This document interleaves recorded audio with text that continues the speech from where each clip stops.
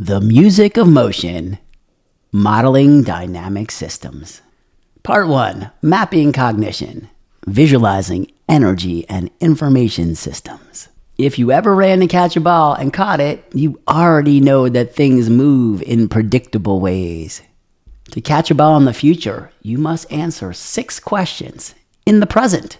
And these questions are questions that model cognition. The first thing is the classification and identification of objects. And a question that needs to be answered is, what category does an object belong to? What makes it unique? And how do these traits define it? And if you are planning to catch a ball, you might want to know if it's a basketball or a baseball or a football or a ping pong ball. And those traits define how the ball moves. So it's important to classify and identify the objects that are moving. Next is scale and scope. What is an object's relative scale? What does the size mean in context? And how does change affect it?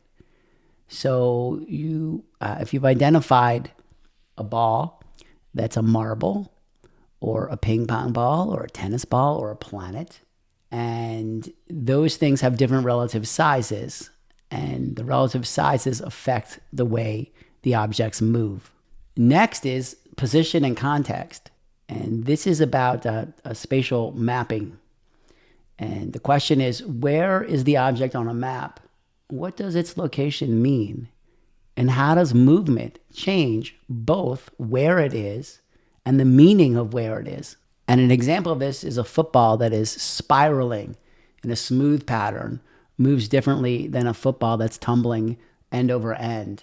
And it'll move differently across a map based on those things. Timing and temporal dynamics. So this is about the sequence of timing of events on a timeline.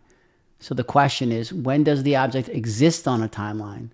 What does its timing mean? And how does its movement through time change its significance? And this is about sampling an object that's in motion and noting proportional rates of change, that things are either happening faster or slower as it moves across the map. Trajectory and predictive modeling. So how does an object move along its path? What guides its motion? And how does the path change over time? And things move on maps through flowcharts. An object moves along a path, and on each branch, there are probabilities that it will take different directions. And those probabilities and paths can change over time based on variables. Purpose and intent. Why does an object move? What drives its motion? And is that reason changing over time? So why does a ball move? Why does a bird move? Why does a planet move? And are those things changing over time? And how does that affect the motion of the object across the map?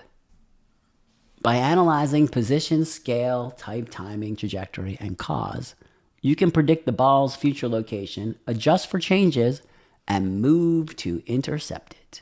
And this diagram combines those 6 perspectives of cognition at snapshots in time into a scale model of the system.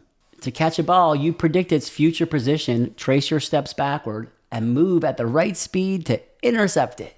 This model of dynamic systems applies to balls, marbles, money, bees, and rockets, predicting motion, mapping paths, and guiding action toward the future. This was The Music of Motion, Modeling Dynamic Systems.